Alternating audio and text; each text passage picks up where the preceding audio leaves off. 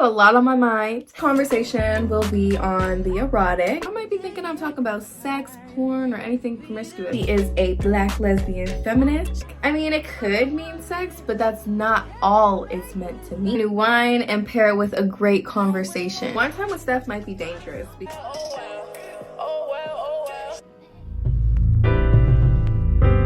hey guys, welcome back to my channel. I am doing something new here on my channel. I'm bringing wine time with Steph to my platform. I try new wine and pair it with a great conversation. I got my wine glass here. I've never had this. I love Barefoot and I'm surprised that I've never tried this. I usually just went to their Moscato, pairing it with some frozen sugar-coated grapes.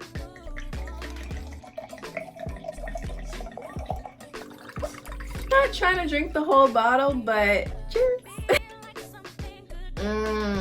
This is gonna be a good video. I've decided to go back to school and I'm studying philosophy and real estate, but my philosophy courses just have me so inspired to bring wine time with Steph to my platform because I like conversation. I used to always want to do like advice videos, but I kind of want to start shifting it to like conversational videos so I could give my perspective, my input, my advice, but like it's not just strictly advice. So today's conversation will be on the erotic, more specifically the power of the erotic.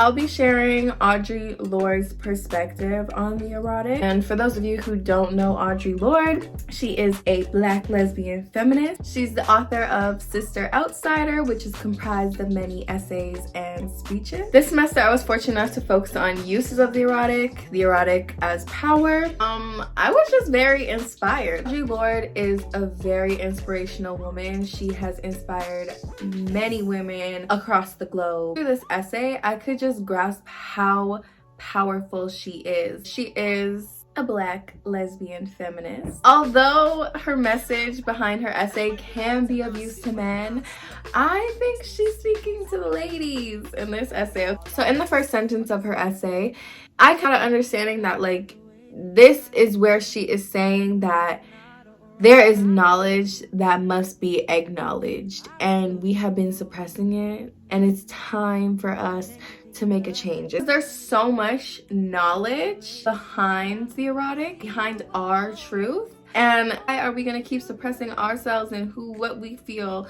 because of men? So the erotic is our deepest and non-rational knowledge. And that's what we need to tap into. That's what she's urging us to focus on. I'm just throwing around the word erotic and y'all might be thinking I'm talking about sex, porn, or anything promiscuous. That's what you see everywhere on social media definition. Even TikTok like has banned the use of the word erotic. Hey Siri, what does erotic mean? Erotic means relating to or tending to arouse sexual desire or excitement. Like, I get it. That is what society believes the erotic is. Something pornographic. I mean, it could mean sex, but that's not all it's meant to mean. And you see the definition, you scroll down to the origin. Erotic is actually derived from the Greek word eros, which in ancient Greek philosophy is meant to be sensual or passionate love. Emphasis on the passionate love. I think passion is a key word when talking about the erotic. She is saying that the erotic isn't only in like love making, because like I said, it could mean sex, you know, making love, also in a way of loving and all aspects of your life. Like if you're gonna compare it to pornographic sex, like when you just have sex and it's just like to have an orgasm, like there's no passion, there's no like love in just like to get like one little pleasure. Understand the difference of like making love? It feels different. Like, allowed to be yourself because you're comfortable with that person and you're allowed to open up and be like, you just let go. Like there's no holding back.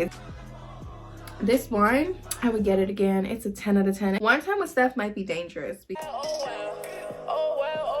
so through her essay, I believe that she is reclaiming and redefining the erotic. And for several years, it's been mistranslated. A woman's perspective, you've always had to suppress it. If it wasn't for the use of a man and like how a man wanted it and what they expected from us. They didn't want it because it's seen as power, and of course they didn't want women to have power either. Audrey says that the erotic are deepest and non-rational knowledge. What she means by that is that it is what we are inclined to do. It's like our intuition, whatever we feel inside of us, like no holding back.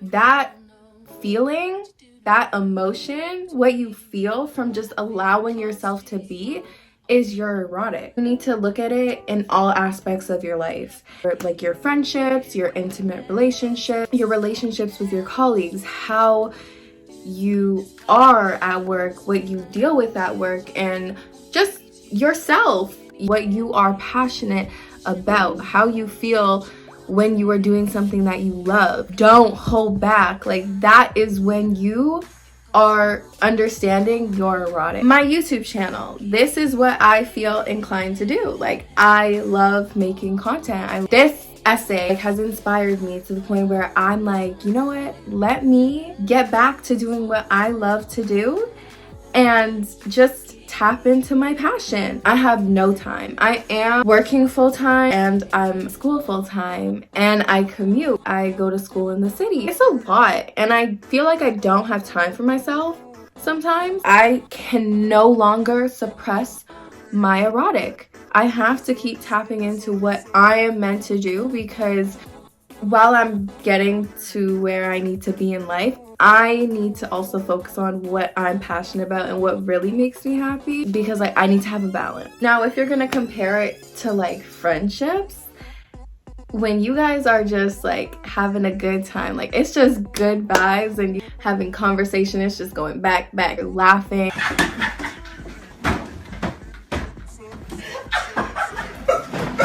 And that is the erotic. Knowing how you feel around those types of people in your life is key to understanding yourself and who you should be surrounding yourself with. Now, like in relationships, it's the same thing. Like intimate relationships, like I just compared sex, but relationships aren't just sex. It's a lot more to that.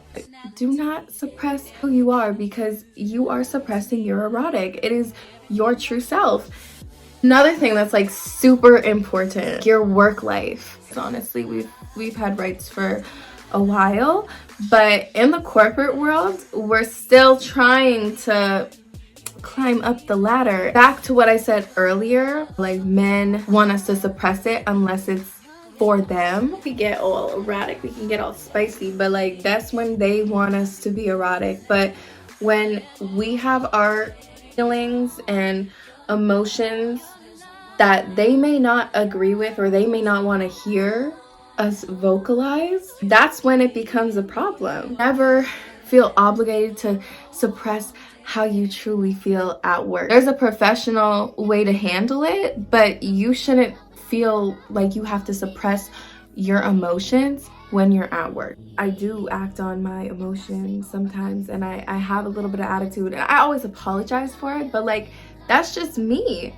And I can still get the job done, I can still be successful at work, but like that's just me. It's just what you're gonna get. Like, sorry, not sorry. Difference between somebody who works in a factory and somebody who, like, for example, is an athlete and he's like living his dream career. They have so much passion, like they're doing what they love, whereas this person is just like, I mean, they're probably making some money. You gotta make money, but like the person is so happy doing what they love. And even like with relationships with men, like I don't want to be in my masculine energy in my relationship. Be the princess I am. I'm a princess.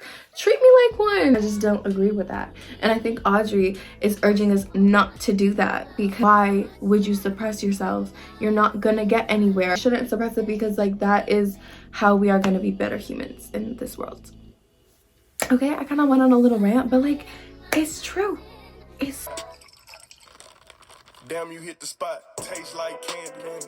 Is a dessert wine, but I think it would pair perfectly with like, ooh, even some like strawberry shortcake. Men want what they want, but like what do women want? Like what do we want? We need to focus on what we want, because there's so much power in this erotic in this knowledge of ourselves and our intuition. We can't do that no more, okay? Let's make a vow. Ladies, let's make a vow. But the way how I think men could actually make use of the erotic is, it's okay to feel some emotions too, you know. I prefer when men have a little bit of a soft side. Maybe not towards everybody, maybe towards me, but are always scorned in society. Like, you can't have these emotions, you can't feel this way, you have to be this way. And it's like, no. I'm honestly, I think I'm starting to feel this. I feel like I could just talk about this all night. Erotic requires us to recognize what makes us happy. It makes us feel our best. Acknowledge this and act on it. It's like we're honoring ourselves. Decided to change everything. I just got new skincare products in. How I actually take care of me, because I'm like, this is so important. It just makes me feel so good. You should do what makes you feel good in life. Be careful when understanding your erotic. You create your life. Everything you say to yourself, intuition and like manifestation, like this is what it's evolving into. Okay, because there's levels to the. I enjoyed this. I liked talking about the erotic with you guys. Okay. Thanks for watching. I hope you guys got a better understanding of why it's important to stop sexualizing the word erotic and stop sexualizing women, period. Because we are so much more. We are so powerful and we have purpose, okay? Thank you guys for watching, and I hope you guys enjoyed the video. Please comment down below what you guys thought about this, and if you liked this wine time with Steph, then I will bring you guys some more conversations because I got a lot on my mind, and I will be back. So thanks again. Bye.